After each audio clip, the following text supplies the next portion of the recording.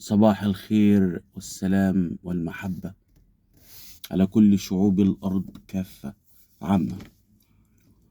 جميعنا بالأمس ونحن نترقب وبشدة رأي القضاء المصري في ذلك الفاسق الداعر ذو 80 عاما الذي تناوب الاعتداء على طفل بريء في عمر الظهور لمدة عام كامل. ورأينا نزاهة قضاؤنا المصري وشرفه، ولكن الحكم لم يعجبني بصراحة. دعوني أتكلم معكم بصراحة. لقد أخذ هذا الرجل مؤبد 25 عاما وهو صاحب 80 عاما، يعني يومين 3 4 5 6 ويموت في السجن. كنت أتمنى من ذلك القضاء المصري الشامخ أن يفعل في هذا الرجل مثلما فعل في هذا الطفل البريء، حتى يكون عبرة واعظة لمن كان له سمع وبصر. كنت أتمنى أن يأخذوا هذا الرجل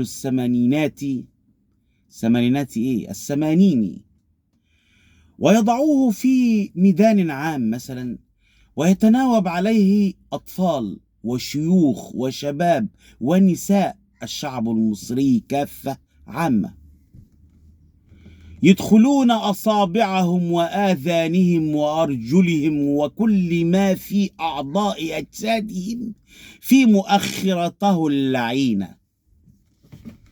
هذا الرجل اعتدى على حرم بيوتنا وعلى أطفالنا، وداس على الشرف وداس على الكرامة. لا بد وأن يموت وهو مهدور الكرامة، مهدور الكبرياء. لقد دخل هذا الرجل بيتي وبيتك وداس على أطفالنا وعلى على الحلم الجميل، على الأطفال الذين هم في عمر الظهور، إنهم مستقبل هذا البلد،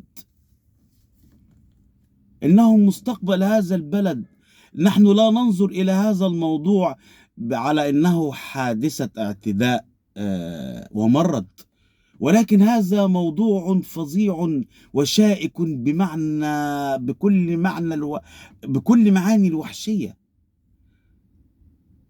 لقد سألت نفسي ماذا لو كان حدث هذا الموضوع، وهو طبعا قد حدث مع أناس طيبون ومحترمون لجأوا إلى القضاء. ماذا لو كان حدث هذا الموضوع مع عائلة كبيرة مثلا؟ لو والله قسما بالله لو كان هذا الموضوع مع عائلة كبيرة ذات صيت وذات شهرة وذات نفوذ، لما تركوا هذا الرجل سنة كاملة، هو وهذه الشمطاء الحرباء والأخرى التي يكسو وجهها معالم الغضب والحدة والقسوة. لقد دهس هذا الرجل على الحلم، دهس على الحلم، ولست أدري والله أي شهوة هذه التي كان يفكر فيها. وهذه الشمطاء العاهرة ماذا كانت تجني حينما كانت تذهب بهذا الطفل؟ والله كلما أتذكر هذا الموقف أشعر بالقيء، أشعر بأنني أريد أن أتقيأ دما. ماذا كانت تشعر هذه السيدة التي يكسو معالم وجهها الغل والحقد والحسد والغيرة؟ ماذا كانت تجني حينما كانت تذهب بهذا الطفل إلى هذا الرجل 80؟ وبعد أن ينتهي هذا الفاسق الداعر، والله لولا أنه فيديو لقلت كلاما. ماذا كانت تجني حينما تأخذه وتذهب به وتهدده؟ والمديرة ماذا كانوا يفكرون؟ في ماذا كانوا يفكرون؟